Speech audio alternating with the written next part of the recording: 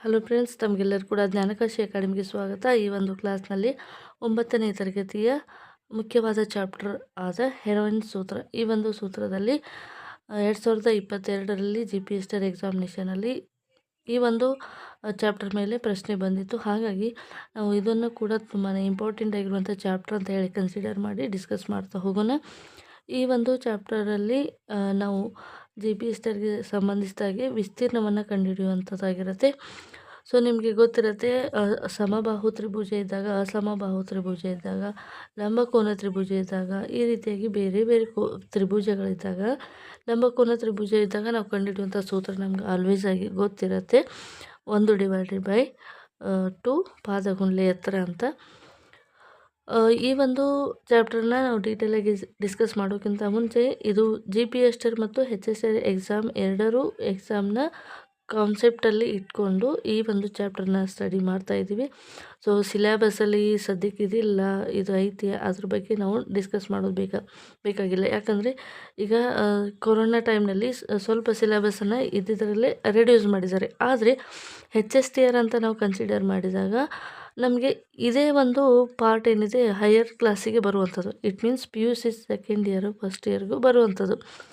ಅದು ಸಿಲೆಬಸ್ ಕೂಡ ನಮಗೆ ಈ ರೆಡ್ಯೂಸ್ಡ್ ಸಿಲೆಬಸಲ್ಲಿ ಕವರ್ ಆಗುವಂಥದ್ದು. ಹಾಗಾಗಿ ನಾವು ಕಂಪ್ಲೀಟಾಗಿ ರೆಡ್ಯೂಸ್ ಆಗಿರುವಂಥ ಸಿಲೆಬಸ್ಸಲ್ಲಿ ಬಂದಿರುವಂಥ ಪ್ರಶ್ನೆಗಳ ಏನು ರೆಡ್ಯೂಸ್ ಆಗಿದೆ ಅದರಲ್ಲಿ ಕೇಳಿರುವಂಥ ಪ್ರಶ್ನೆಗಳನ್ನು ಕೂಡ ನಾವು ನೋಡಿದ್ದೀವಿ. ಅಂದರೆ ರೀಸೆಂಟಾಗಿ TET ಎಕ್ಸಾಮ್ ಮುಗೀತು. November 7 ತಾರೀಕು ಪೇಪರ್ 2 ಎಕ್ಸಾಮ್ ಕ್ವಶನ್ ಪೇಪರನ್ನು ನೋಡಿದಾಗ ತ್ರಿಭುಜದ ವಿಸ್ತೀರ್ಣ ಅಂತ 10th ಚಾಪ್ಟ್ರಲ್ಲಿ ಏನಿದೆ, 10th ಬರುವಂಥ ಒಂದು ಚಾಪ್ಟರ್, ಕಂಪ್ಲೀಟ್ ಚಾಪ್ಟರ್ ಕೂಡ ರೆಡ್ಯೂಸ್ ಮಾಡಿದ್ದಾರೆ. ಆ ರೆಡ್ಯೂಸ್ ಮಾಡಿರುವಂಥ ಚಾಪ್ಟ್ರಲ್ಲಿ ಕೂಡ ಕ್ವಶನ್ಸ್ಗಳು ಬಂದಿದ್ದಾವೆ. ಹಾಗಾಗಿ ನಾವು ಈ ಒಂದು ಕಾನ್ಸೆಪ್ಟ್ ಮೇಲೆ ರೆಡ್ಯೂಸ್ ಆಗಿರುವಂಥದ್ದು ಓಲ್ಡ್ ಟೆಕ್ಸ್ಟ್ ಬುಕ್ ಏನಾದರೂ ಇದ್ದರೆ ಮತ್ತು PUCಗೆ ಕೂಡ ಇದು ಎಕ್ಸ್ಟೆಂಡ್ ಆಗಿರೋದ್ರಿಂದ ನಾವು ಎಲ್ಲವನ್ನು ಕೂಡ ಸ್ಟಡಿ ಮಾಡಬೇಕಾಗತ್ತೆ. ಹಾಗಾಗಿ ಕಂಪ್ಲೀಟಾಗಿ ನಾವು ಈ ಒಂದು ಟೆಕ್ಸ್ಟ್ ಬುಕ್ಕನ್ನು ಎನಲೈಸಿಸ್ ಮಾಡ್ತಾ ಹೋಗೋಣ. ಅದಕ್ಕಿಂತ ಮುಂಚೆ ಈ ಚಾನಲ್ಗೆ ನೀವೇನಾದರೂ ಹೊಸಬರಾಗಿದ್ದರೆ ದಯವಿಟ್ಟು ನಮ್ಮ ಚಾನಲ್ಗೆ ಸಬ್ಸ್ಕ್ರೈಬ್ ಮಾಡ್ಕೊಳ್ಳಿ. ವಿಡಿಯೋನ ಸ್ಟಾರ್ಟ್ ಮಾಡೋಣ. ಮೊದಲನೇದಾಗಿ ನಾವು ಇಂಟ್ರೊಡಕ್ಷನನ್ನು ಏನು ನೋಡ್ತೀವಪ್ಪ ಅಂದರೆ, ಈ ಹೆರಾಯಿನ್ ಸೂತ್ರ ಎನ್ನುವಂಥದ್ದು ಅಸಮಬಾಹು ತ್ರಿಭುಜ ಇದ್ದಾಗ, ನಿಮಗೆ ತ್ರಿಭುಜದ ಭಾಗಗಳು ಗೊತ್ತಿರಬೇಕು. ಲಂಬಕೋನ ತ್ರಿಭುಜ ಮತ್ತು ಸಮದ್ವಿಬಾಹು ತ್ರಿಭುಜ, ಸಮಬಾಹು ತ್ರಿಭುಜ, ಈ ರೀತಿಯಾಗಿ ನಾವು ತ್ರಿಭುಜದ ಬೇರೆ ಬೇರೆ ಟೈಪ್ಸ್ಗಳನ್ನು ನೋಡ್ತೀವಿ. ಅದರಲ್ಲಿ ಅಸಮಬಾಹು ತ್ರಿಭುಜ ಕೊಟ್ಟಾಗ ನಾವು ಯಾವ ರೀತಿಯಾಗಿ ವಿಸ್ತೀರ್ಣವನ್ನು ಕಂಡುಹಿಡಿಬೇಕು, ಅದು ಈ ಹೆರಾಯಿನ್ ಸೂತ್ರದ ಮೇಲೆ ಬರುತ್ತೆ. ಸೊ ಇವಾಗ ನಾವು ತ್ರಿಭುಜದ ಒಂದು ವಿಸ್ತೀರ್ಣವನ್ನು ತಿಳ್ಕೊಬೇಕಾದ್ರೆ ಸಾಮಾನ್ಯವಾಗಿ ಬಳಸುವಂಥ ಸೂತ್ರ ಏನಪ್ಪ ಅಂದರೆ, ತ್ರಿಭುಜದ ವಿಸ್ತೀರ್ಣ = 1/2 ಪಾದಗುಂಡ್ಲೆ ಎತ್ತರ. ಇದು ಮೇನ್ ಫಾರ್ಮುಲಾ. ಈ ಒಂದು ಫಾರ್ಮುಲಾಗೆ ಸಂಬಂಧಿಸಿದ ಹಾಗೆ ನಾವು ಕೆಲವೊಂದಿಷ್ಟು ಉದಾಹರಣೆಗಳನ್ನು ನೋಡ್ತಾ ಹೋಗೋಣ. ಇದು ಸಮಬಾಹು ತ್ರಿಭುಜವನ್ನು ತೆಗೆದುಕೊಂಡಾಗ ಈ ರೀತಿಯಾಗಿ ಇದು ಒಂದು ಲಂಬಕೋನ ತ್ರಿಭುಜ ಇದೆ. ಲಂಬಕೋನ ತ್ರಿಭುಜ ಇದ್ದಾಗ ನಾವು ಇದನ್ನು ಪೈಥಾಗೋರಸ್ ಪ್ರಮೇಯ, ಅಂದರೆ ವಿಕರ್ಣ ಏನಾದರೂ ಕೊಡದೇ ಇದ್ದಾಗ, ಯಾವುದಾದ್ರೂ ಒಂದು ಬಾಹುವನ್ನು ಕೊಡದೇ ಇರುವಾಗ ಪೈಥಾಗೋರಸ್ ಪ್ರಮೇಯನ ಯೂಸ್ ಮಾಡಿ ಆ ಒಂದು ಬಾಹುವನ್ನು ಕಂಡುಹಿಡಿದು ಈ ರೀತಿಯಾಗಿ ಪಾದಗುಂಡ್ಲೆ ಎತ್ತರ 1/2 ಈ ರೀತಿಯಾಗಿ ಸೂತ್ರವನ್ನು ಹಾಕಿ ನಾವು ಅಪ್ಲೈ ಮಾಡಿ ವಿಸ್ತೀರ್ಣವನ್ನು ಕಂಡುಹಿಡ್ಕೋಬೋದು. ಸೊ ಇವಾಗ ಈ ಒಂದು ಸಮಬಾಹು ತ್ರಿಭುಜವನ್ನು ಕನ್ಸಿಡರ್ ಮಾಡೋಣ. ಸಮಬಾಹು ತ್ರಿಭುಜ, ಲಂಬಕೋನ ತ್ರಿಭುಜದ ಆಲ್ರೆಡಿ ಹೈಟನ್ನು ಕೊಟ್ಟಿರ್ತಾರೆ. ಆದರೆ ಸಮಬಾಹು ತ್ರಿಭುಜದಲ್ಲಿ ನಮಗೆ ನಿರ್ದಿಷ್ಟವಾದ ಎತ್ತರವನ್ನು ಕೊಟ್ಟಿರೋದಿಲ್ಲ. ಆವಾಗ ಏನು ಮಾಡಬೇಕಪ್ಪ ಅಂದರೆ, ತ್ರಿಭುಜಕ್ಕೆ ಒಂದು ಲಂಬವನ್ನು ತೆಗೆದುಕೊಂಡು ನಾವು ಲಂಬಕೋನ ತ್ರಿಭುಜವನ್ನು ಕನ್ವರ್ಟ್ ಮಾಡಿಕೊಂಡು ಲಂಬಕೋನ ತ್ರಿಭುಜವನ್ನು ಮಾಡಿಕೊಂಡು ಇಲ್ಲಿ ಪೈಥಾಗೋರಸ್ ಪ್ರಮೇಯನ ಯೂಸ್ ಮಾಡಿ ನಾವು ವಿಸ್ತೀರ್ಣವನ್ನು ಕಂಡುಹಿಡ್ಕೋಬೋದು. ಸೊ ನೆಕ್ಸ್ಟ್ ಇವಾಗ ಸಮದ್ವಿಬಾಹು ತ್ರಿಭುಜ ಒಂದು ಕೊಟ್ಟಿದ್ದಾರೆ ನೋಡಿ. ಇಲ್ಲಿ ಸಮದ್ವಿಬಾಹು ತ್ರಿಭುಜ XY ಅಂದರೆ 5 ಸೆಂಟಿಮೀಟರ್ ಇದೆ, XZ ಅಂದರೆ 5 ಸೆಂಟಿಮೀಟರ್ ಇದೆ. ಅಂದರೆ ಸಮದ್ವಿಬಾಹು ತ್ರಿಭುಜ ತಂದಾಗ ಎರಡು ಬಾಹುಗಳು ಸಮನಾಗಿರುತ್ತೆ, ಒಂದು ಬಾಹು ಸಮನಾಗಿ ಇರೋದಿಲ್ಲ. ಇದಕ್ಕೆ ಸಮದ್ವಿಬಾಹು ತ್ರಿಭುಜ ಅಂತೀವಿ. ಸಮಬಾಹು ತ್ರಿಭುಜ ಅಂದರೆ 3 ಬಾಹುಗಳು ಸಮನಾಗಿರುತ್ತೆ ಮತ್ತು 3 ಕೋನಗಳು ಕೂಡ ಸಮನಾಗಿರುತ್ತೆ. ಇದಕ್ಕೆ ಸಮಬಾಹು ತ್ರಿಭುಜ ಅಂತ ಹೇಳಿ ಕರಿತೀವಿ. ಸೊ ಇವಾಗ YP ಮತ್ತು PZ ಎರಡೂ ಕೂಡ ಸಮನಾಗಿರುತ್ತೆ. ಯಾಕಂದರೆ ಎಕ್ಸ್ ಜೆಡ್ನ ಮಧ್ಯಬಿಂದು ಪಿ ಆಗಿದೆ. ಹಾಗಾಗಿ ಎರಡು ಕೂಡ ಸಮಾನವಾಗಿರ್ತವೆ. ಸೊ ಇವಾಗ 1 divided by Y Z is equal to 4 centimetre ಅಂತ ಆಗುತ್ತೆ. ಸೊ ಇವಾಗ ಪೈಥಾಗೋರಸ್ ಪ್ರಮೇಯನ ಯೂಸ್ ಮಾಡಬೇಕು. ಎಕ್ಸ್ ಪಿ ಸ್ಕ್ವೇರ್ ಇದು ಅಂದರೆ ನಮಗೆ ಪೈಥಾಗೋರಸ್ ಪ್ರಮೇಯನ ಅಪ್ಲೈ ಮಾಡಿದಾಗ ವಿಕರ್ಣದ ಮೇಲಿನ ವರ್ಗವು ಉಳಿದೆರಡು ಬಾಹುಗಳ ವರ್ಗಗಳ ಮೊತ್ತಕ್ಕೆ ಸಮನಾಗಿರುತ್ತೆ ಅನ್ನುವಂಥ ಸೂತ್ರ ಗೊತ್ತಿರಬೇಕು. ಗೊತ್ತಿರುವಂಥ ಡೇಟಾವನ್ನು ಯೂಸ್ ಮಾಡಿಕೊಂಡು ನಾವು ಎಕ್ಸ್ ಪಿ ವ್ಯಾಲ್ಯೂವನ್ನು ಕಂಡುಹಿಡ್ಕೋಬೇಕು. ಪೈಥಾಗೋರಸ್ ಪ್ರಮೇಯ ಅಪ್ಲೈ ಮಾಡಿ ಎಕ್ಸ್ ಪಿ ಅಂದರೆ 3 ಸೆಂಟಿಮೀಟರ್ ಆಯಿತು. ಸಮದ್ವಿಬಾಹು ತ್ರಿಭುಜವನ್ನು ಕೊಟ್ಟಾಗ ಕೂಡ ನಾವು ಬಳಸುವಂಥ ಸೂತ್ರ ಏನಪ್ಪ ಅಂದರೆ 1/2 ಪಾದ ಗುಂಡ್ಲೆ ಎತ್ತರ ಎನ್ನುವಂಥದ್ದು. ಸೊ ಈ ರೀತಿಯಾಗಿ ಕೊಟ್ಟಾಗ ನಾವು ಈ ರೀತಿಯಾದ ಒಂದು ಸಾಮಾನ್ಯ ಎಲ್ಲದಕ್ಕೂ ಕಾಮನ್ ಆಗಿರುವಂಥ ಫಾರ್ಮುಲಾವನ್ನು ಯೂಸ್ ಮಾಡ್ತಾ ಇದ್ವಿ. ಆದರೆ ಅಸಮಬಾಹು ತ್ರಿಭುಜ ಇದ್ದಾಗ ಯಾವ ರೀತಿಯಾಗಿ ವಿಸ್ತೀರ್ಣವನ್ನು ಕಂಡುಹಿಡ್ಕೋಬೇಕು ಅಂತಂದರೆ ಅದು ತ್ರಿಭುಜದ ವಿಸ್ತೀರ್ಣ ಹೆರೋನ್ ಸೂತ್ರ. ಸೊ ಹೆರೋನ್ ಸೂತ್ರದ ಬಗ್ಗೆ ನಾವು ನೋಡೋದಾದರೆ ಈ ಒಂದು ವಿಸ್ತೀರ್ಣವಾದ ಸೂತ್ರವನ್ನು ಹೆರೋನ್ಸ್ ಅವರು ಕೊಟ್ಟಿದ್ದಾರೆ. ಹಾಗಾಗಿ ಇವರ ಒಂದು ಹೆಸರನ್ನೇ ಹೆರೋನ್ಸ್ ಫಾರ್ಮುಲಾ ಅಂತೇಳಿ ಬರೆದಿದ್ದಾರೆ. ಏನು ಹೆರೋನ್ಸ್ ಫಾರ್ಮುಲಾ? ತ್ರಿಭುಜದ ವಿಸ್ತೀರ್ಣ is equal to under root of S into S minus A S minus B S minus C. ಇದು ಈ ಒಂದು ವಿಸ್ತೀರ್ಣವನ್ನು ಕೊಟ್ಟಿರ್ತಾರೆ. ಇದು ಅಸಮಬಾಹು ತ್ರಿಭುಜ. ಎಸ್ ಅಂದರೆ ಏನಪ್ಪ ಅಂದರೆ ಒಂದು ತ್ರಿಭುಜದ ಅರ್ಧ ಸುತ್ತಳತೆ. ಈಗ ಪೂರ್ತಿ ಸುತ್ತಳತೆ ಅಂದರೆ ಅದು 2s ಆಗಿರುತ್ತೆ. ಅರ್ಧ ಸುತ್ತಳತೆ ಅಂದರೆ ಅದು ಎಸ್ ಆಗಿರುತ್ತೆ. ಹಾಗಾದರೆ ಎಸ್ ಅಂದರೆ ಏನು? A plus B plus C ಅಂದರೆ ಎ ಬಿ ಸಿ ಅಂದರೆ ಒಂದು ಅಸಮಬಾಹು ತ್ರಿಭುಜದ ಬಾಹುಗಳ ಉದ್ದ ಎ ಬಿ ಸಿ ಆಗಿರುತ್ತೆ. ಈಗ A plus B plus C divided by 2 ಮಾಡಿದಾಗ ಇದು ತ್ರಿಭುಜದ ವಿಸ್ತೀರ್ಣವನ್ನು ಅರ್ಧ ಸುತ್ತಳತೆಯನ್ನು ಕಂಡುಹಿಡಿಯುವಂಥ ಸೂತ್ರ. ಈ ಹೆರೋನ್ಸ್ ಫಾರ್ಮುಲಾದಲ್ಲಿ ಈ ಒಂದು ಸೂತ್ರ ಮತ್ತು ಈ ಒಂದು ಸೂತ್ರ ಅಂದರೆ ಅರ್ಧ ಸುತ್ತಳತೆ S is equal to A plus B plus C divided by 2 ಮತ್ತು ಈ ಒಂದು ತ್ರಿಭುಜದ ವಿಸ್ತೀರ್ಣವನ್ನು ಕಂಡುಹಿಡಿಯುವಂಥ ಸೂತ್ರ ಇಂಪಾರ್ಟೆಂಟ್ ಆಗಿರುತ್ತೆ. ಈ ಒಂದು ಫಾರ್ಮುಲಾವನ್ನು ಯೂಸ್ ಮಾಡಿಕೊಂಡು ನಾವು ಹೆರೋನ್ಸ್ ಫಾರ್ಮುಲಾವನ್ನು ಕಂಡುಹಿಡ್ಕೋತೀವಿ. ಸೊ ಇಲ್ಲಿ ಮ್ಯಾಕ್ಸಿಮಮ್ ಅಂದರೆ 3 ಅಂಕ ಮತ್ತು 2 ಅಂಕದ ಪ್ರಶ್ನೆಗಳು ಬರ್ತವೆ. ಮಲ್ಟಿಪಲ್ ಚಾಯ್ಸಲ್ಲಿ ಫಾರ್ಮುಲಾಸ್ಗಳನ್ನು ಕೇಳ್ಬೋದು. ನೋಡಿ, ಇವಾಗ ಒಂದು ಅಸಮಬಾಹು ತ್ರಿಭುಜ ಕೊಟ್ಟಿದ್ದಾರೆ. A B is equal to 32, A C equal to 24, B C equal to 40 centimetre ಇದೆ. ಸೊ ಮೊದಲಿಗೆ ನಾವು ಈ ಒಂದು ಸೂತ್ರವನ್ನು ಬರ್ಕೋಬೇಕು.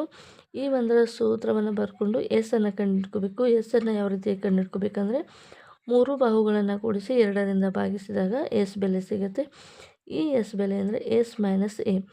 ಎಸ್ ಅಂದರೆ ಎಷ್ಟಿದೆ? 48 ಇದೆ. ಎ ಅಂದರೆ ಎಷ್ಟಿದೆ? 40 ಇದೆ.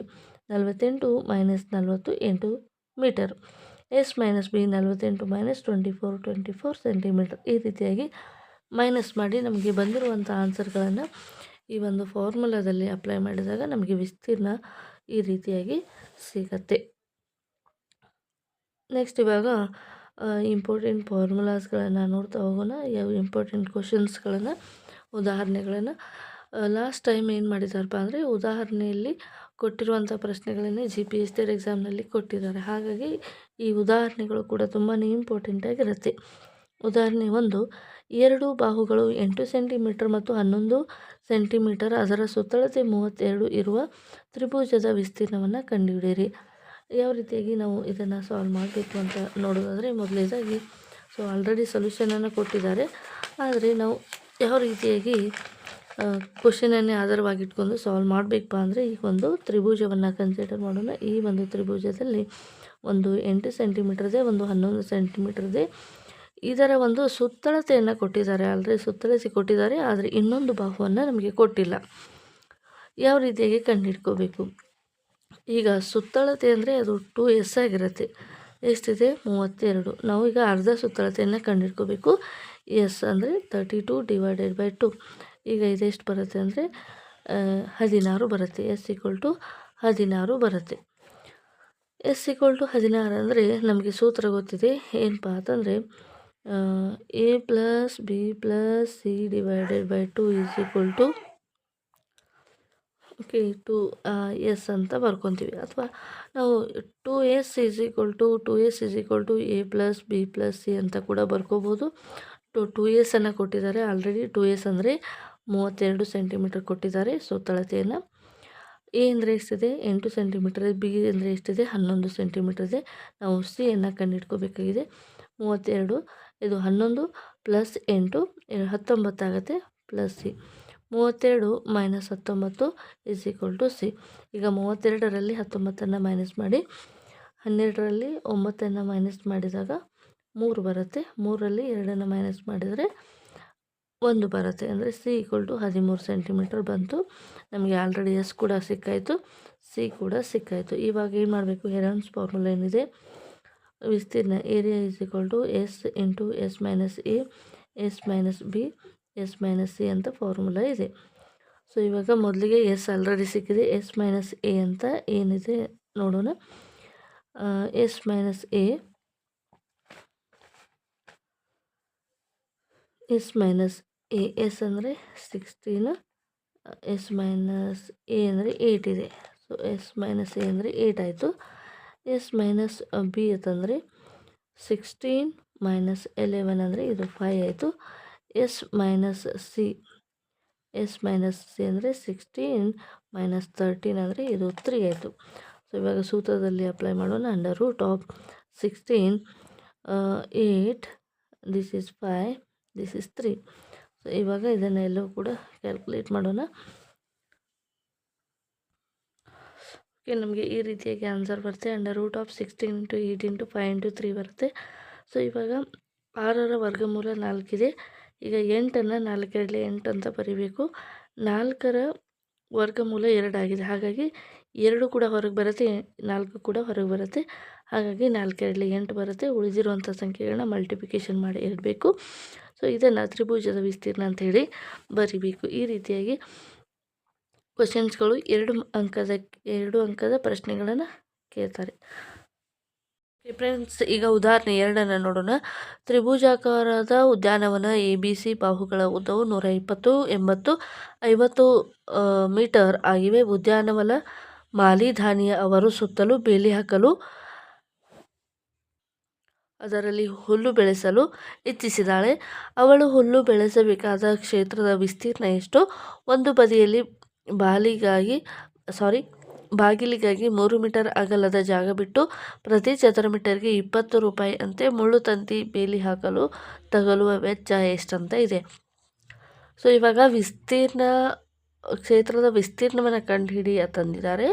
ಈ ಒಂದು ತ್ರಿಭುಜಾಕಾರದ ಉದ್ಯಾನವನದ ಬಾಹುಗಳ ಉದ್ದವನ್ನು ಕೊಟ್ಟಿದ್ದಾರೆ. ಈ ರೀತಿಯಾಗಿ ಕೊಟ್ಟಾಗ ಮೊದಲಿಗೆ ಏನು ಕಂಡುಹಿಡಬೇಕು? ನಾವು ಈ ಒಂದು ತ್ರಿಭುಜದ ಸುತ್ತಳತೆಯನ್ನು ಕಂಡುಹಿಡ್ಕೋಬೇಕು. ಸೊ ಮೊದಲಿಗೆ ಎಕ್ಸಾಂಪಲ್ ಕ್ವಶನ್ಸ್ಗಳನ್ನು ಸಾಲ್ವ್ ಮಾಡ್ಕೊಂಡು ನಂತರ ಎಕ್ಸಸೈಸ್ ಕ್ವಶನ್ಗಳನ್ನು ಸಾಲ್ವ್ ಮಾಡ್ತಾ ಹೋಗೋಣ. ಮೊದಲಿಗೆ ಓಕೆ, ಈಗ ಏನೇನು ಕೊಟ್ಟಿದ್ದಾರಪ್ಪ ಅಂದರೆ ಉದ್ಯಾನವನದ ವಿಸ್ತೀರ್ಣ ತಂದಾಗ ಈಗ ನಿಮಗೆ ಗೊತ್ತಿರಬೇಕು. 2S ಎಸ್ ಅಂದರೆ ಅರ್ಧ ಸುತ್ತಳತೆ, 2S ಅಂದರೆ ವಿಸ್ತೀರ್ಣ ಆಯಿತು. 2S ಇಟ್ ಮೀನ್ಸ್ ವಿಸ್ತೀರ್ಣವನ್ನು ಕಂಡುಹಿಡಲು ನಮ್ಮ ಹತ್ರ ಇರುವಂಥ ಡೇಟಾಸ್ ಏನಪ್ಪ ಅಂದರೆ 2S ಅಂದರೆ ಇದು ಪೂರ್ತಿ ಸುತ್ತಳತೆ. 2S ಅಂದರೆ ಪೂರ್ತಿ ಸುತ್ತಳತೆ. 50 ಮೀಟರ್, 80 ಮೀಟರ್, 120 ಮೀಟರ್ ಅಂದಾಗ 250 ಮೀಟರ್ ಅಂತಾಯಿತು. ಸೊ ಇವಾಗ ಅರ್ಧ ಸುತ್ತಳತೆ ಅಂದರೆ 125 ಮೀಟರ್ ಇತ್ತು. ಅಂದರೆ 250ಗೆ ಡಿವೈಡ್ 2 ಮಾಡಿದಾಗ 125 ಮೀಟರ್ ಅಂತಾಯಿತು. ಸೊ ಇವಾಗ ನಮಗೂ ಈ ಒಂದು ವಿಸ್ತೀರ್ಣವನ್ನು ಕಂಡುಹಿಡಿಯಲು ನಾವು ಬಳಸುವಂಥ ಸೂತ್ರ ಏನಪ್ಪ ಅಂದರೆ under root of S into S minus A, S minus B, S minus C. ಈಗ ಎಸ್ ಮೈನಸ್ ಎ ಅದು 5 metre, S minus B 45 metre, S minus C 75 metre ಎಲ್ಲವನ್ನು ಕೂಡ ಅಪ್ಲೈ ಮಾಡಿ ನಾವು ವಿಸ್ತೀರ್ಣವನ್ನು ಕಂಡುಹಿಡ್ಕೋಬೇಕು.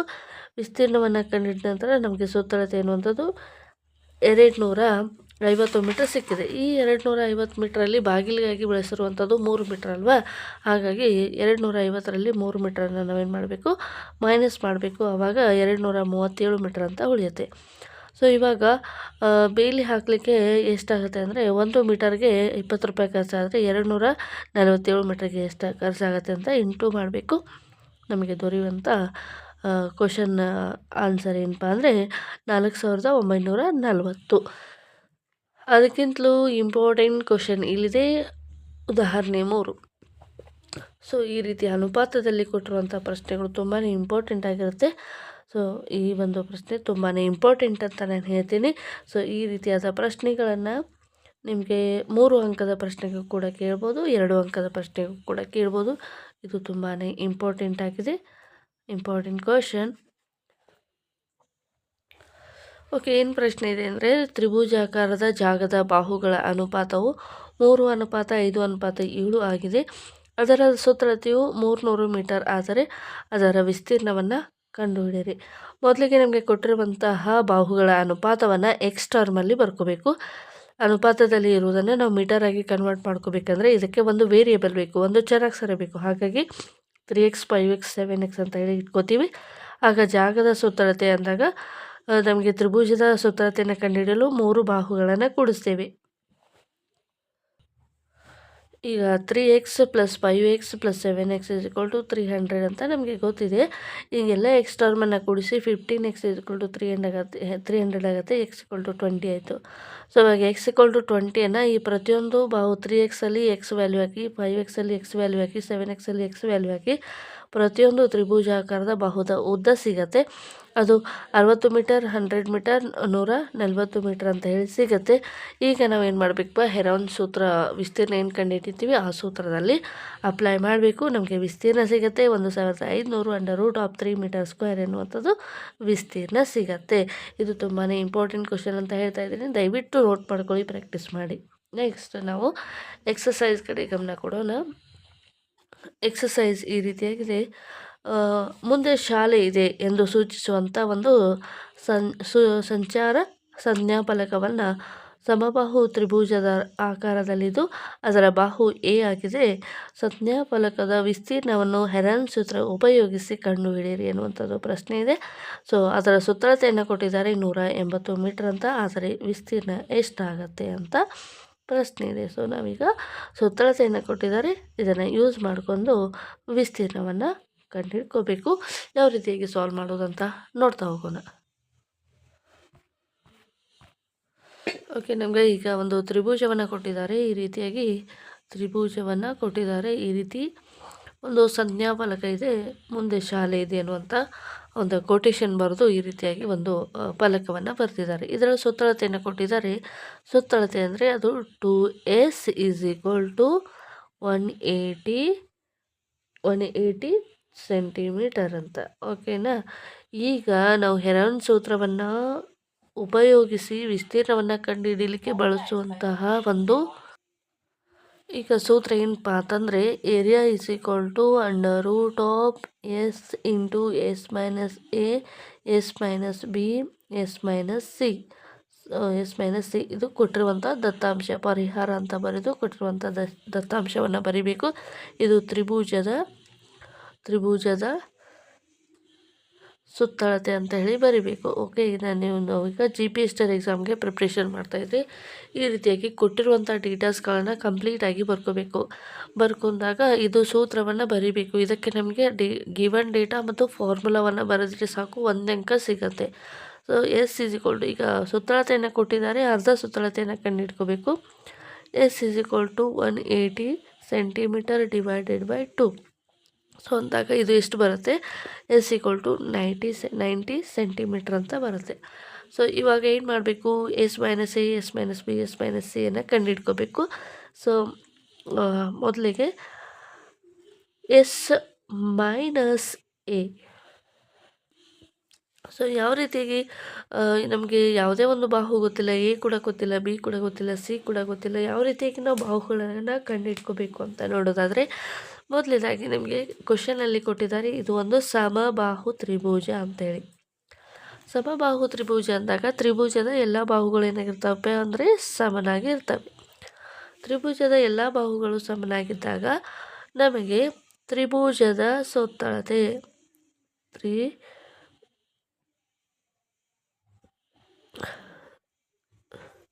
ತ್ರಿಭುಜದ ಸುತ್ತಳತೆ = 3a. ಸಮಬಾಹು ತ್ರಿಭುಜದ ಸುತ್ತಳತೆಯನ್ನು ಕಂಡುಹಿಡಿಯಲು ಬಳಸುವಂಥ ಸೂತ್ರ 3a. ಈಗ ಸುತ್ತಳತೆಯನ್ನು ಕೊಟ್ಟಿದ್ದಾರೆ ನಮಗೆ. ಸುತ್ತಳತೆಯನ್ನು ಕೊಟ್ಟಾಗ ಅದು ಎಷ್ಟಿದೆ 180 ಸೆಂಟಿಮೀಟರ್ ಅಂತ ಇದೆ. ನಾವು ಈಗ ಎ ಕಂಡುಹಿಡ್ಕೋಬೇಕು. 180 centimetre divided by 3. ಈಗ ಇದನ್ನು ನಾವು ಕ್ಯಾನ್ಸಲ್ ಮಾಡಬೇಕು. 5 ಆರ್ಲೆ 3 ಆರ್ಲೆ 18 ಅನ್ನುವಂಥದ್ದು ಗೊತ್ತಿದೆ. 3 ಆರ್ಲೆ 18 ಅಂದಾಗ ಎ = 60 ಸೆಂಟಿಮೀಟರ್ ಅಂತಾಯಿತು. ಅಂದರೆ ಸಮಬಾಹು ತ್ರಿಭುಜ ಇರೋದ್ರಿಂದ ಎಲ್ಲ ಬಾಹುಗಳು 60 ಸೆಂಟಿಮೀಟರ್ ಅಂತಾಯಿತು. ಇವಾಗ ಏನು ಕಂಡುಹಿಡ್ಕೋಬೇಕು? ಎಸ್ ಮೈನಸ್ ಎ ಕಂಡುಹಿಡ್ಕೋಬೇಕು. ಎಸ್ ಅಂದರೆ ಎಷ್ಟಿದೆ? 90 ಇದೆ. ಎ ಅಂದರೆ ಎಷ್ಟಿದೆ? 60 ಇದೆ. ಓಕೆನಾ? 60 ಇದೆ. ಇದು 30 ಸೆಂಟಿಮೀಟ್ರ್ ಅಂತ ಬಂತು. ಈಗ ಎಸ್ ಮೈನಸ್ ಬಿ ಕೂಡ ಇಷ್ಟೇ ಬರುತ್ತೆ. ಎಸ್ ಮೈನಸ್ ಸಿ ಕೂಡ ಇಷ್ಟೇ ಬರುತ್ತೆ. ಎಲ್ಲವೂ ಕೂಡ 30 ಸೆಂಟಿಮೀಟ್ರ್ ಬರುತ್ತೆ. ಈಗ ಈ ಸೂತ್ರದಲ್ಲಿ ಅಪ್ಲೈ ಮಾಡ್ಕೋಬೇಕು. ಏರಿಯಾ = ಎಸ್ ಅಂದರೆ 90 ಇದೆ. ಎಲ್ಲವೂ ಕೂಡ 30 × 30 × 30. ಸೊ ಈ ರೀತಿಯಾಗಿದೆ. ಈ ರೀತಿಯಾಗಿದ್ದಾಗ ನಮಗೆ ಹೊರಗಡೆ ಏನೇನು ಕಾಮನ್ ಬರುತ್ತೆ ಅದೆಲ್ಲವನ್ನು ಕೂಡ ನೋಡ್ಕೋಬೇಕು. ಹೊರಗಡೆ ಕಾಮನ್ ಬರುವಂಥದ್ದು ಏನೇನಿದೆ ಎಲ್ಲವನ್ನು ಕೂಡ ನೋಡ್ಕೋಬೇಕು. ಈ ರೀತಿಯಾಗಿ ನೋಡಿದಾಗ ನಮಗೆ ಸಿಗುವಂಥ ಒಂದು ಏನಪ್ಪ ಅಂತಂದರೆ, ಈಗ 90 ಎಲ್ಲವನ್ನು ಕೂಡ ನಾವು ಮಲ್ಟಿಪ್ಲಿಕೇಶನ್ ಮಾಡೋಣ. ಈಗ 90 ಇದು ಹಿಂಗೆ ಇರಲಿ. 30 × 30 ಇದು 900 ಆಗುತ್ತೆ ಇಂಟು 30. ಈಗ 900ಅನ್ನು ನಾನು ಹೊರಗಡೆ ಕಾಮನ್ ತೆಗೆದಾಗ 30 ಹೊರಗಡೆ ಬರುತ್ತೆ. ಉಳಿದಿರುವಂಥದ್ದೇನು 90 × 30 ಬರುತ್ತೆ. 90 × 30 ತಂದಾಗ ಇದನ್ನು ನಾವು 270 ಅಂದರೆ 9 27 00 ಬರುತ್ತೆ. ಸೊ ಈ ರೀತಿಯಾಗಿ ಬಂದಾಗ ಇದನ್ನು ಮತ್ತೆ ಯಾವ ರೀತಿಯಾಗಿ ಬರೀಬೋದಪ್ಪ ಅಂದರೆ 900 3 ಅಂದರೆ 900 3 27 ಬರುತ್ತೆ. ಅಗೇನ್ 900 ನಮಗೆ ಕಾಮನ್ ಬರುತ್ತೆ. ಇದು ಕೂಡ 30 ಆಗಿರುತ್ತೆ. ಓಕೆನಾ? ಈಗ ಆಲ್ರೆಡಿ ಒಂದು 30 ಇದೆ. ಇದು 900 ಸ್ಕ್ವೇರ್ ರೂಟು ಅಗೇನ್ 30 ಬರುತ್ತೆ. ಓಕೆನಾ? ಈಗ √3 ಬರುತ್ತೆ. ಈಗ ಇದು 30 × 30 900 √3 ಸೆಂಟಿಮೀಟರ್ ಸ್ಕ್ವೇರ್ ಎನ್ನುವಂಥದ್ದು ಏರಿಯಾ ಸಿಗುತ್ತೆ. ಓಕೆ, ಈ ರೀತಿಯಾಗಿ ಕೊಟ್ಟಿರುವಂಥ ಡೇಟಾಸನ್ನು ಯೂಸ್ ಮಾಡಿಕೊಂಡು ಹೆರೋನ್ ಸೂತ್ರ ಉಪಯೋಗಿಸಿ ವಿಸ್ತೀರ್ಣವನ್ನು ಕಂಡುಹಿಡ್ಕೋಬೋದು. ನೆಕ್ಸ್ಟ್ ಪ್ರಶ್ನೆಯನ್ನು ನೋಡೋಣ. ನೆಕ್ಸ್ಟ್ ಇಂಪಾರ್ಟೆಂಟ್ ಕ್ವಶನ್ ನೋಡೋಣ. ಸೊ ಲಾಂಗ್ ಆನ್ಸರ್ಸ್ಗಳನ್ನ ಮೇ ಬಿ ಕೇಳೋದು ಪಾಸಿಬಿಲಿಟಿ ಕಡಿಮೆ. 2-3 ಅಂಕದಾಗಿರೋದ್ರಿಂದ ನಾವು ಈ ರೀತಿಯಾಗಿ ಈಸಿಯಾಗಿರುವಂಥ ಕ್ವಶನ್ಸ್ಗಳನ್ನು ನೋಡೋಣ. ಅಂದರೆ ಅಪ್ಲೈಡ್ ಕ್ವಶನ್ಸ್ಗಳು ಮೇ ಬಿ ಬಂದೇ ಬರುತ್ತೆ. ಸೊ ಇಂಪಾರ್ಟೆಂಟ್ ಕ್ವಶನ್ಸ್ಗಳು ಎಲ್ಲಿದ್ದಾವೆ ಅವುಗಳಿಗೆ ನಾವು ಫೋಕಸ್ ಮಾಡ್ತಾ ಹೋಗೋಣ. ಯಾವ ಕೇಳ್ಬೋದು, ಯಾವ ಕೇಳಿದ್ದಾರೆ ಎನ್ನುವಂಥದ್ರ ಮೇಲೆ. ಸೊ 4ನೇ ಪ್ರಶ್ನೆಯನ್ನು ನೋಡೋಣ. 4ನೇ ಪ್ರಶ್ನೆ ಈ ರೀತಿಯಾಗಿದೆ. 2 ಬಾಹುಗಳು 18 ಸೆಂಟಿಮೀಟರ್ ಮತ್ತು 10 ಸೆಂಟಿಮೀಟರ್ ಇದೆ. ಅದರ ಸುತ್ತಳತೆಯು 42 ಸೆಂಟಿಮೀಟರ್ ಇರುವ ತ್ರಿಭುಜದ ವಿಸ್ತೀರ್ಣವನ್ನು ಕಂಡುಹಿಡಿಯಿರಿ ಎನ್ನುವಂಥ ಪ್ರಶ್ನೆ ಇದೆ. ಅಂದರೆ ಇಲ್ಲಿ ತ್ರಿಭುಜದ 2 ಬಾಹುಗಳನ್ನು ಕೊಟ್ಟಿದ್ದಾರೆ, ಸುತ್ತಳತೆಯನ್ನು ಕೂಡ ಕೊಟ್ಟಿದ್ದಾರೆ. ಈ ರೀತಿಯಾಗಿ ಕೊಟ್ಟಾಗ ಇನ್ನೊಂದು ಬಾಹುವನ್ನು ಕಂಡುಹಿಡಿದು ಆ ತ್ರಿಭುಜದ ವಿಸ್ತೀರ್ಣವನ್ನು ನಾವೇನು ಮಾಡಬೇಕು? ಕಂಡುಹಿಡಿಬೇಕು. ಯಾವ ರೀತಿಯಾಗಿ ಸಾಲ್ವ್ ಮಾಡಬೇಕು ಅಂತ ನೋಡ್ತಾ ಹೋಗೋಣ. ಮೊದಲನೇದಾಗಿ ಓಕೆ, ಈಗ ಒಂದು ತ್ರಿಭುಜವನ್ನು ಬರ್ಕೊಳ್ಳೋಣ. ರಫಾಗಿ ಒಂದು ತ್ರಿಭುಜವನ್ನು ಬರ್ಕೊಳ್ಳೋಣ. ಈ ರೀತಿಯಾಗಿ ಆ ತ್ರಿಭುಜದ 2 ಬಾಹುಗಳನ್ನು ಕೊಟ್ಟಿದ್ದಾರೆ. ಒಂದು 18 ಸೆಂಟಿಮೀಟರ್, ಇನ್ನೊಂದು 10 ಸೆಂಟಿಮೀಟರ್. ಇನ್ನೊಂದು ಬಾಹುವನ್ನು ಕಂಡುಹಿಡ್ಕೋಬೇಕು. ಸೊ ಈಗ ಸುತ್ತಳತೆಯನ್ನು ಕೊಟ್ಟಿದ್ದಾರೆ.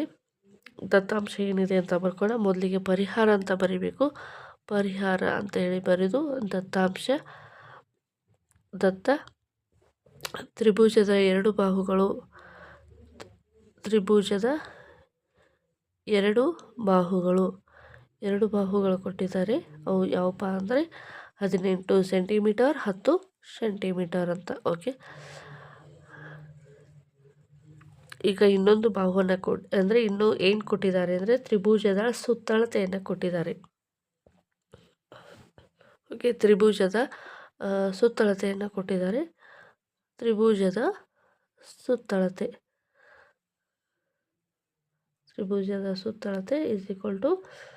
= 42 ಸೆಂಟಿಮೀಟರ್ ಅಂತ ಕೊಟ್ಟಿದ್ದಾರೆ. ಇಷ್ಟು ದತ್ತಾಂಶಗಳನ್ನು ಬರ್ಕೋಬೇಕು. ನಾವು ಕಂಡುಹಿಡಿಬೇಕಾಗಿರೋದು ಏನಪ್ಪ ಅಂದರೆ ತ್ರಿಭುಜದ ವಿಸ್ತೀರ್ಣ.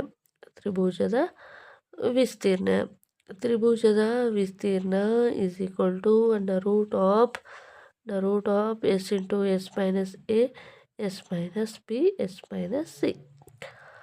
ಓಕೆ, ಈಗ ನಾವು ಈ ಕೊಟ್ಟಿರುವಂಥ ಎರಡು ಬಾಹುಗಳನ್ನು ಬಳಸ್ಕೊಂಡು ಇನ್ನೊಂದು ಬಾಹುವನ್ನು ಕಂಡುಹಿಡ್ಕೋಬೇಕು. ಸೊ ಏನಪ್ಪ ಅಂದರೆ ಈಗ 3 ಬಾಹುಗಳ ಮೊತ್ತ ಈಗ 18 ಸೆಂಟಿಮೀಟರ್, 10 ಸೆಂಟಿಮೀಟರ್, ಇನ್ನೊಂದು ಎಕ್ಸ್ ಸೆಂಟಿಮೀಟರ್ ಆಗಿರಲಿ. ಇದು ತ್ರಿಭುಜದ ಸುತ್ತಳತೆಗೆ ಸಮನಾಗಿ ಇರುತ್ತದೆ. ತ್ರಿಭುಜದ ಸುತ್ತಳತೆ ಅಂದರೆ 2s ಆಗಿರುತ್ತೆ. ಈಗ ತ್ರಿಭುಜದ ಸುತ್ತಳತೆಯನ್ನು ಆಲ್ರೆಡಿ ಕೊಟ್ಟಿದ್ದಾರೆ. 18 + 10 28 ಸೆಂಟಿಮೀಟರ್, 28 ಸೆಂಟಿಮೀಟರ್. ನೆಕ್ಸ್ಟು ಇದು ಎಕ್ಸ್ ಹಾಗೆ ಬರ್ಕೊಳ್ಳೋಣ, ಅಥವಾ ಎಕ್ಸ್ ಈಸ್ ಈಕ್ವಲ್ ಟು 20 ಅಂದರೆ ಎಷ್ಟು ಸೆಂಟಿಮೀಟರ್ ಕೊಟ್ಟಿದ್ದಾರೆ ಸುತ್ತಳತೆ? 42 ಸೆಂಟಿಮೀಟರ್. ಎಕ್ಸನ್ನು ಕಂಡುಹಿಡ್ಕೋಬೇಕಾಗಿದೆ. 42 ಸೆಂಟಿಮೀಟರ್ ಮೈನಸ್ 28 ಸೆಂಟಿಮೀಟರ್. ಓಕೆ, ಇದನ್ನು ಮೈನಸ್ ಮಾಡಬೇಕು. ಇವಾಗ ನಾವು ಮೈನಸ್ ಮಾಡಿದಾಗ ಇದು 30 40 14 ಸೆಂಟಿಮೀಟರ್ ಬರುತ್ತೆ. ಓಕೆ, 42ರಲ್ಲಿ 28ನ್ನು ಮೈನಸ್ ಮಾಡಿ ಆವಾಗ ಎಷ್ಟು ಬರುತ್ತೆ ಅಂದರೆ 12 ಸೆಂಟಿಮೀಟರ್. 12 ಸೆಂಟಿಮೀಟ್ರು ಇದು ಇನ್ನೊಂದು ಬಾಹುವಿನ ಉದ್ದ ಸಿಕ್ತು. ಈಗ ನಾವು ವಿಸ್ತೀರ್ಣವನ್ನು ಕಂಡುಹಿಡ್ಕೋಬೇಕಾಗಿದೆ. ಎಸ್ ಮೈನಸ್ ಎನ ಕಂಡುಹಿಡ್ಕೋಬೇಕು. ಎಸ್ಸನ್ನು ನಾವು ಇನ್ನೂ ಕೂಡ ಕಂಡುಹಿಡ್ಕೊಂಡಿಲ್ಲ. 2s is equal to 42 centimetre ಆದರೆ ಎಸ್ ಈಕ್ವಲ್ ಟು 42 / 2 ಅಂದಾಗ ಇದು ಕೂಡ ಎಷ್ಟು ಬರುತ್ತೆ? 12 ಸೆಂಟಿಮೀಟರ್ ಬರುತ್ತೆ. ಓಕೆನಾ? 21 ಸೆಂಟಿಮೀಟರ್ ಬರುತ್ತೆ. ಓಕೆನಾ? 21 ಸೆಂಟಿಮೀಟರ್ ಬರುತ್ತೆ. 21 ಸೆಂಟಿಮೀಟರು ಈಗ ಎಸ್ ಅಂದರೆ 21 ಮೈನಸ್ ಎ ಅಂತಂದರೆ 18, ಎರಡನ್ನು ಕೂಡ ಮೈನಸ್ ಮಾಡಿ ಈಗ ಎಷ್ಟು ಸಿಗುತ್ತೆ? 3 centimetre. Next S minus B 21 minus 10 centimetre ಎಷ್ಟು ಸಿಗುತ್ತೆ? 11 centimetre. S minus C 21 minus 12 centimetre. ಈಗ 9 ಸೆಂಟಿಮೀಟರ್. ಈಗ ಈ ಸೂತ್ರದಲ್ಲಿ ನಾವು ಕೊಟ್ಟಿರುವಂಥ ಡೀಟೇಲ್ಸ್ಗಳನ್ನು ಯೂಸ್ ಮಾಡ್ಕೋಬೇಕು.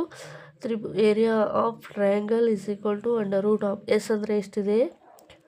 ಎಸ್ ಅಂದರೆ 21, ಎಸ್ ಮೈನಸ್ ಎ ಅಂದರೆ 3 ಇದೆ, ಎಸ್ ಮೈನಸ್ ಬಿ ಅಂದರೆ 11 ಇದೆ, ಎಸ್ ಮೈನಸ್ ಸಿ ಅಂದರೆ 9 ಇದೆ. ಓಕೆ, ಈ ರೀತಿಯಾಗಿದ್ದಾಗ ನಾವು ಸ್ಕ್ವೇರ್ ರೂಟ್ಗಳು ಏನೇನು ಬರ್ತವೆ ಅವುಗಳೆಲ್ಲರೂ ಕೂಡ ಹೊರಗಡೆ ತೆಗಿಬೇಕು. ಸೊ ಇವಾಗ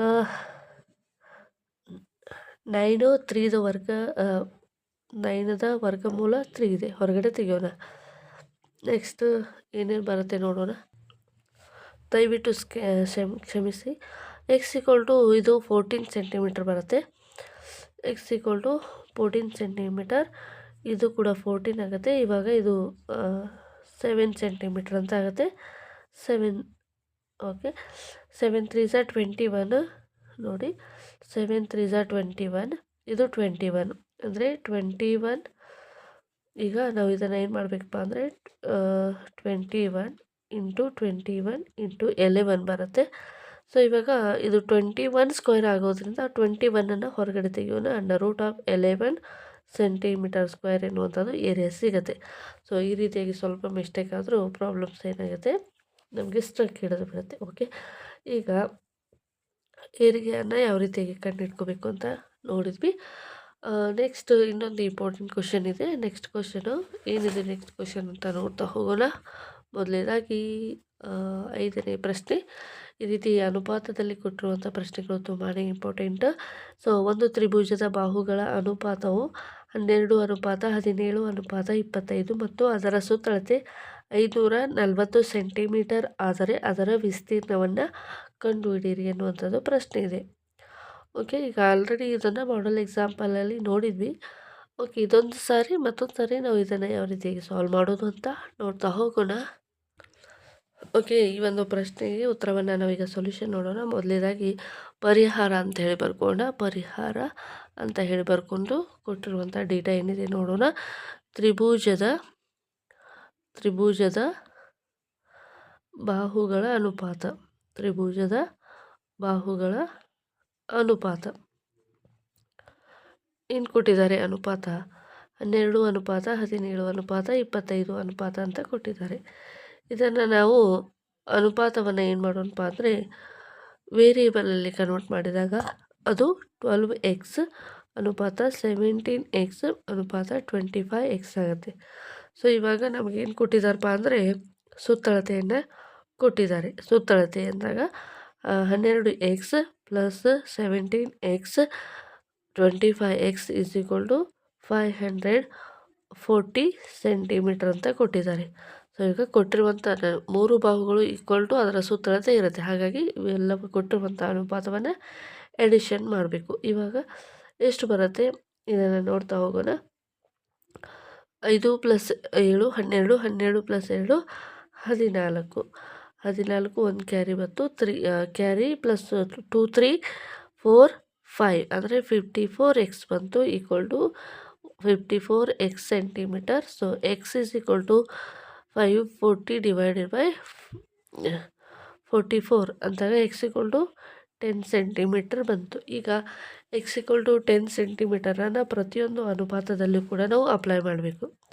ಪ್ರತಿಯೊಂದು ಕೂಡ ಅನುಪಾತದಲ್ಲಿ ಅಪ್ಲೈ ಮಾಡಿದಾಗ 12x = 12 10s 120 ಸೆಂಟಿಮೀಟರ್. 17 × x 17 × 10 ಅಂದಾಗ 170 ಸೆಂಟಿಮೀಟರ್. ನೆಕ್ಸ್ಟ್ 25 × x ಅಂದಾಗ 25 × 10 ಅಂತಂದಾಗ 250 ಸೆಂಟಿಮೀಟರ್. ಈ ರೀತಿಯಾಗಿ ನಮಗೆ ಏನು ಸಿಗ್ತವು? ಬಾಹುಗಳು ಸಿಕ್ಕವು.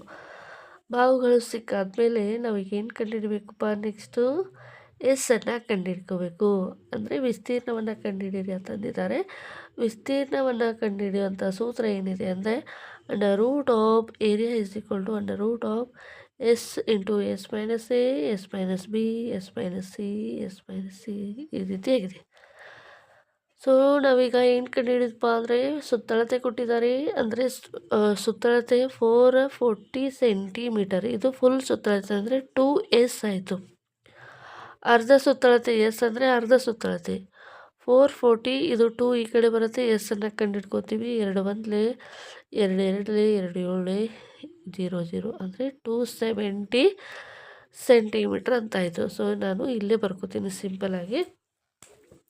s = 270. s = 270. ಓಕೆನಾ? ಈಗ s - a ಕಂಡುಹಿಡ್ಕೊಳ್ಳೋಣ. 270 - a 270 - 120 ಅಂದಾಗ 0 0 7 - 2 5 ಬರುತ್ತೆ. 2 - 1 150 ಸೆಂಟಿಮೀಟರ್ ಬರುತ್ತೆ. s - a 270 - 170 ಇದು 100 ಬರುತ್ತೆ. ಓಕೆ. s - c 270 - 250 ಎಷ್ಟು ಬರುತ್ತೆ? 20 ಸೆಂಟಿಮೀಟರ್. ಓಕೆ, ಈಗ ಇದು ಫಾರ್ಮುಲಾದಲ್ಲಿ ನಾವೀಗ ಅಪ್ಲೈ ಮಾಡೋಣ. ಈ ಫಾರ್ಮುಲಾದಲ್ಲಿ ಕಂಟಿನ್ಯೂಸ್ ಪಾರ್ಟ್ ಇಲ್ಲಿದೆ. ಇದರ ಒಂದು ಕಂಟಿನ್ಯೂ ಪಾರ್ಟ್ ಏರಿಯಾ = ಎಸ್ ಅಂದರೆ ಎಷ್ಟು ಸಿಕ್ಕಿದೆ? ಎಸ್ ಅಂದರೆ 270 × 150 × 100 × 20 ಈ ರೀತಿಯಾಗಿದೆ.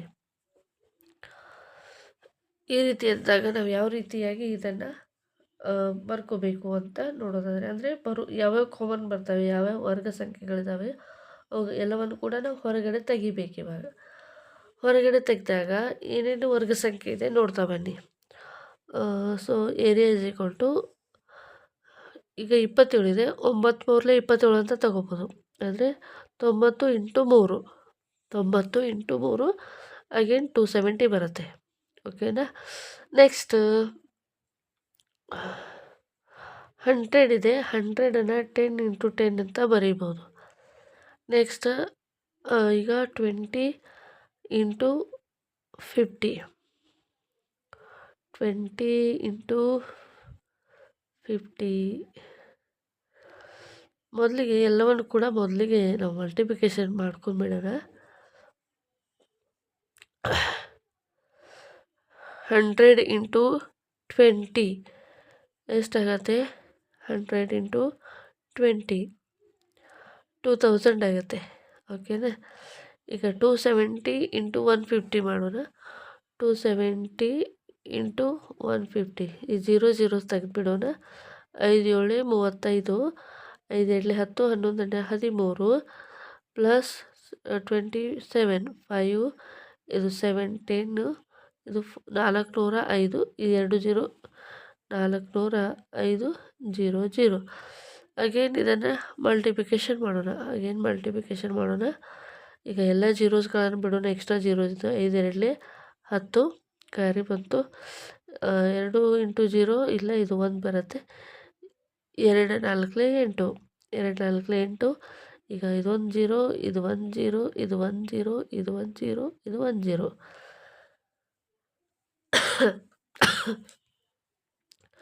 ಈಗ 81 ಯಾವುದರ ವರ್ಗ ಸಂಖ್ಯೆ ಆಗಿದೆ?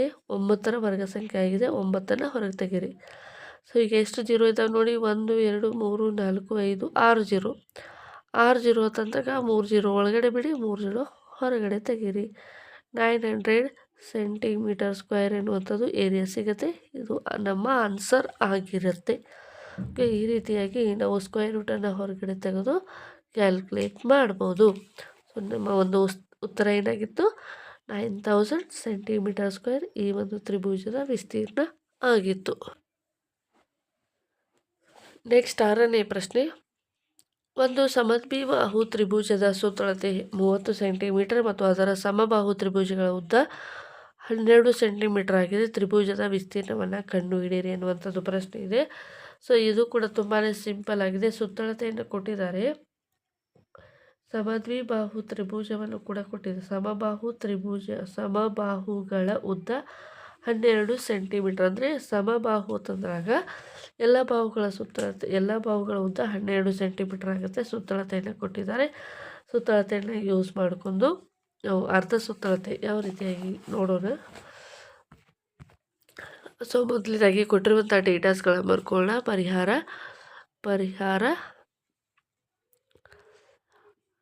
ತ್ರಿಭುಜವನ್ನು ಕೊಟ್ಟಿದ್ದಾರೆ. ಸಮಬಾಹು ತ್ರಿಭುಜ, ಪ್ರತಿಯೊಂದು ಕೂಡ 12 ಸೆಂಟಿಮೀಟರ್ ಇದೆ. ಪ್ರತಿಯೊಂದು ಕೂಡ 12 ಸೆಂಟಿಮೀಟರ್ ಇದೆ. ಅಂದರೆ ಈಗ ಕೊಟ್ಟಿರುವಂಥ ಡೀಟೇಲ್ಸ್ಗಳನ್ನು ಬರ್ಕೊಳ್ಳೋಣ. ಸಮದ್ವಿಬಾಹು ತ್ರಿಭುಜ ಅಂತ ಕೊಟ್ಟಿದ್ದಾರೆ. ಸಮದ್ವಿಬಾಹು ತ್ರಿಭುಜ ಅಂತಂದರೆ 2 ಬಾಹುಗಳು ಮಾತ್ರ ಸಮನಾಗಿರ್ತವೆ. 2 ಬಾಹುಗಳು ಮಾತ್ರ ಸಮನಾಗಿ ಇರ್ತವೆ. 12 ಸೆಂಟಿಮೀಟರ್, 12 ಸೆಂಟಿಮೀಟರ್. ಸೊ ಉಳಿದ ಇನ್ನೊಂದು ಬಾಹುವನ್ನು ನಾವು ಕಂಡು ಹಿಡಿದುಕೊಳ್ಳಬೇಕು. ಸೊ ಇವಾಗ ಸಮದ್ವಿಬಾಹು ತ್ರಿಭುಜದ ಕೊಟ್ಟಿರುವಂಥ ಡೇಟಾಸನ್ನು ಬರ್ಕೊಳ್ಳೋಣ. ಸಮದ್ವಿಬಾಹು ತ್ರಿಭುಜದ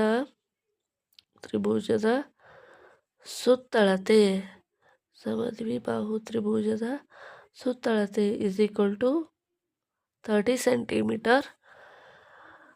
ಸಮಬಾಹು ತ್ರಿಭುಜಗಳು ಅಂದರೆ ಈಗ ನಾವು ಸಮಬಾಹು ತ್ರಿಭುಜ ಅಂತಂದರೆ ತ್ರಿಭುಜದ ಸುತ್ತಳತೆಯನ್ನು ಬರ್ಕೋಬೇಕು. ತ್ರಿಭುಜದ ಸುತ್ತಳತೆ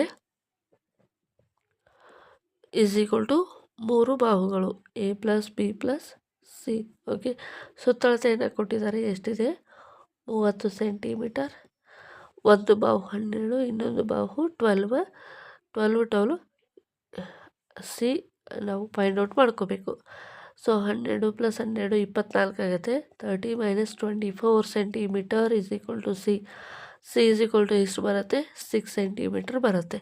ಸೊ ನಾವೀಗ ವಿಸ್ತೀರ್ಣವನ್ನು ಕಂಡುಹಿಡ್ಕೋಬೇಕು. S × S - A, S - B, S - C ಅಂತ. ಸೊ ಇನ್ನು ನಾವು S ಅನ್ನು ಕೂಡ ಕಂಡುಹಿಡ್ಕೊಂಡಿಲ್ಲ. S is equal to 30 2s = 30 ಆದರೆ s = 30 / 2. ಸೊ ಇದರಿಂದ 15 ಸೆಂಟಿಮೀಟರ್. s = 15 centimetre. 15 ಇಂಟು ಡೈರೆಕ್ಟಾಗಿ ಮಾಡ್ತೀನಿ ನಾನು.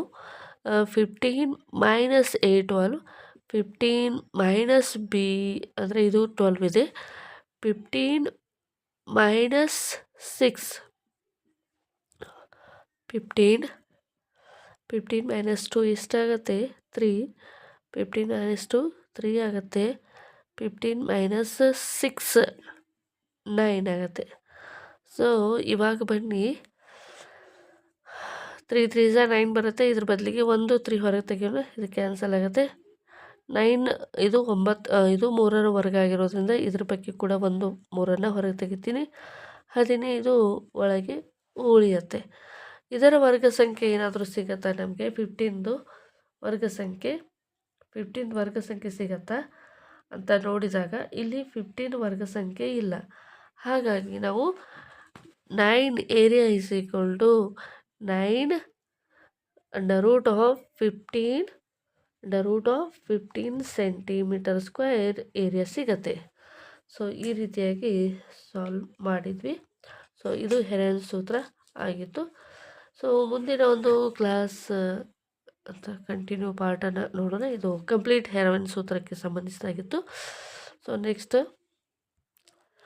ಓಕೆ ಫ್ರೆಂಡ್ಸ್, ಇಲ್ಲಿವರೆಗೂ ನಮ್ಮ ಸಿಲೆಬಸಲ್ಲಿದೆ. ಅಂದರೆ 9ನೇ ತರಗತಿಯ ರೆಡ್ಯೂಸ್ ಸಿಲೆಬಸಲ್ಲಿ ಇಷ್ಟು ಎಕ್ಸಸೈಸ್ 10.1 ಇದು ಓಲ್ಡ್ ಟೆಕ್ಸ್ಟ್ ಬುಕ್ ಇದೆ, ಬಟ್ ಎಕ್ಸಸೈಸ್ ಕ್ವಶನ್ಸ್ಗಳೆಲ್ಲ ಸೇಮ್ ಇದ್ದಾವೆ. ಹಾಗಾಗಿ ಇದು 10.1ರ ಒಂದು ಎಕ್ಸಸೈಸ್ ಸೊಲ್ಯೂಷನ್ ಆಗಿದೆ. ಸೊ ಎಕ್ಸಸೈಸ್ 10.1ರಲ್ಲಿರುವಂಥ ಒಂದೇ ಎಕ್ಸಸೈಸ್ ಇದೆ. ಈಗ ಚತುರ್ಭುಜದ ವಿಸ್ತೀರ್ಣವನ್ನು ಕಂಡುಹಿಡಿಯಲು ಹೆರಾನ್ ಸೂತ್ರವನ್ನು ಯಾವ ರೀತಿಯಾಗಿ ಅಪ್ಲೈ ಮಾಡ್ತೀವಿ ಅನ್ನುವಂಥದ್ದು ಎಕ್ಸ್ಟೆಂಡ್ ಫಾರ್ಮ್ ಇದೆ. ಎಕ್ಸ್ಟೆಂಡ್ ಫಾರ್ಮ್ ಇದ್ದಾಗ ಇದರ ಬಗ್ಗೆ ಕ್ವಶನ್ಸ್ಗಳು ಯಾವ ರೀತಿಯಾಗಿ ಕೇಳ್ತಾರೆ ಅಂತ ನಾವು ಎನಲೈಸಿಸ್ ಮಾಡ್ತಾ ಹೋದಾಗ ಸೊ ಆಬ್ವಿಯಸ್ಲಿ HST ಎಕ್ಸಾಮಿನೇಷನ್ಗೆ ಪ್ರಶ್ನೆಗಳನ್ನು ಕೇಳ್ಬೋದು. So area of the triangle ಅಂತ ಕೇಳ್ತಾರೆ. ಹೆರಾನ್ ಸೂತ್ರ ಪರ್ಟಿಕ್ಯುಲರ್ ಆಗಿ ಇದೇ ಸೂತ್ರವನ್ನು ಅಪ್ಲೈ ಮಾಡಿ ಸಾಲ್ವ್ ಮಾಡಿ ಅಂತ ಕೇಳೋದಿಲ್ಲ ಯಾವುದರಲ್ಲಿ? Multiple choice ಕ್ವಶನಲ್ಲಿ. ಓಕೆ, ಯಾವುದೇ ಒಂದು ಮೆಥಡಿಂದ ಸಾಲ್ವ್ ಮಾಡಿದರೂ ನಮಗೆ ಆನ್ಸರ್ ಮಾತ್ರ ಬೇಕಾಗುತ್ತೆ.